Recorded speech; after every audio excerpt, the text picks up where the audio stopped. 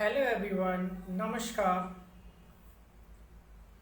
अगर आप अच्छे माता पिता हैं और आपने अपने बच्चों को अच्छे संस्कार देने में सफलता पाई है तो आपके बच्चे के अंदर ये 7 गुण अवश्य होंगे।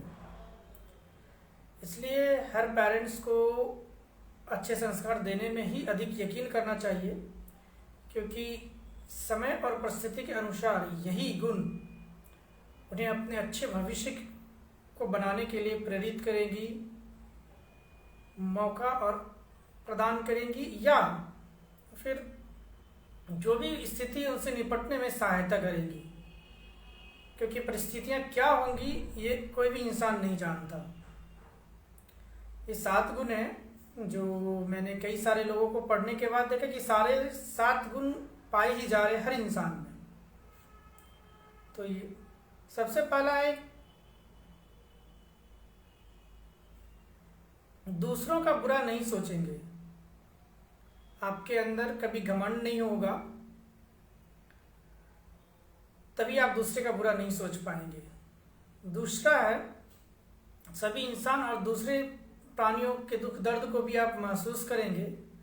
अर्थात इंसान के साथ साथ जीव जंतु, पेड़ पौधे और पशु पक्षियों को भी अगर किसी चीज़ की पीड़ा है तो आप उसकी दर्द को महसूस करेंगे, कोशिश करेंगे कि आपका प्रयास उस दर्द को दूर करने का होगा। तीसरा है निस्वार्थ भावना। आप कोई भी काम निस्वार्थ भावना से करेंगे। चाहे आप किसी को दान देते हैं तो आप ये उम्मीद नहीं करेंगे कि उससे मुझे कोई पुण्य मिल रहा है इसलिए मैं दान देना, बस आप सिर्फ दान देते हैं। आप अगर किसी की मदद करते हैं तो ये उम्मीद नहीं करेंगे कि सामने वाला भी आपकी मदद करेगा। बस निस्वार्थ भावना से आप वो कुछ काम कर रहे होते हैं जिसका आपको रिटर्न वापस नहीं चाहिए होता है। इसीलिए तो भगवत गीता में कहा गया है, कर्म करो, फल की चिंता बिल्कुल मत करो। चौथा है, सभी के हित के बारे में प्रयास करेंगे। जो इंसान है वो दूसरे इंसान के दर्द को समझेंगे। वो कभी नहीं सोचेंगे कि उसके साथ अगर कोई किसी इंसान के साथ कोई गलती हुई है तो दूसरे इंसान के साथ भी सेम गलती दोहराई जाए। उनका प्रयास रहेगा कि अगर कोई गलती हो गई है तो वो गलती आपके परिवार में, आपके जानने पहचानने वाले में, या फिर कभी ऐसी कोई गलती दोहराई ना जाए जो आपके आसपास या नज़रों में हो चुकी है। जैसे कई सारी घटनाएं घट चुकी होती है परिवार में, लोग वो नहीं चाहेंगे कि ऐसी कोई घटनाएं घटे। जीवन के मूल्य को समझेंगे। हर इंसान का अपना अपना जीवन का वैल्यू होता है, उनके मूल्य को समझेंगे। कभी भी किसी के मूल्य को आप दबाने का प्रयास नहीं करेंगे। सकारात्मक सोच रखेंगे, क्योंकि जीवन में आकस्मिक घटनाएं कभी भी घट सकती है।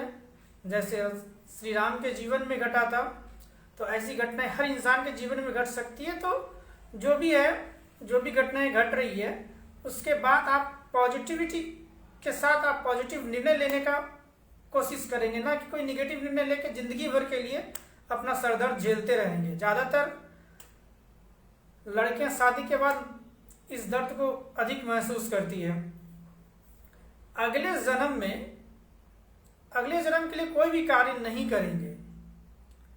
ज़्यादातर लोग को ये मानना है कि जीवन में अगर हमारी गरीबी है तो हम ऐसा कुछ कर्म करें कि अगले जन्म मैं गरीब नहीं रहूँगा या नहीं रहूँगी। ये बड़ा ही गलत कॉन्सेप्ट है। अगले जन्म के लिए कोई कर्म नहीं ही करना चाहिए, क्योंकि अगर आप अवतारवाद को देखें तो ना राम का जीवन आसान था, ना कृष्ण का जीवन आसान था, ना भगवान बुद्ध का आसान था, और ना ही आने वाला अवतार कल्कि अवतार का जीवन आसान होने वाला है। जिस प्रकार से समय चल रहा है, तो अगले जन्म के लिए कोई भी कर्म नहीं करेंगे। जो करना है इसी जन्म के लिए करना है, क्योंकि मानव जीवन है ही मूल्यवान। और भगवत गीता के अनुसार मनुष्य का जन्म ही नवीन कर्म करने के लिए हुआ है, क्योंकि अगले जन्म में कुछ याद रहने वाला है नहीं।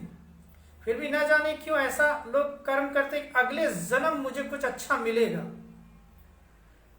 क्योंकि मेरा कुछ एग्जाम्पल हिंदुत्ववादी है, क्योंकि मैं खुद हिंदू हूँ। तो हमेशा आप ये प्रयास कीजिए कि उदाहरणों से आप सीखिए। हिंदू मुस्लिम करने की कोई ज़रूरत नहीं है, क्योंकि मैं जो उदाहरण से समझा सकता हूँ मैं उसी उदाहरण से आपको समझा पाऊंगा। आप अपने लिए क्या बेहतर है वो निकालें। अगर कोई भी पेरेंट्स अपने बच्चों को ये 7 गुण दे चुके हैं तो उन्हें अपने बच्चों से कोई शिकायत करने की आवश्यकता नहीं होनी चाहिए। ये बच्चे ब्रह्मोस मिसाइल की तरह हैं, दागो और भूल जाओ। जो गलतियां हैं वो समय अपने आप ठीक कर देगा अगर कोई कमी है, क्योंकि ये 7 आदतें हर इंसान को महान बनाती है। उठाकर किसी का भी इतिहास देख लीजिए, ये 7 आदतें, ये 7 गुण हर महान इंसान में पाए जाते हैं, क्योंकि वो तभी महान ही बन सकते हैं जब वो दूसरे का हित सोचते रहेंगे। Thank you.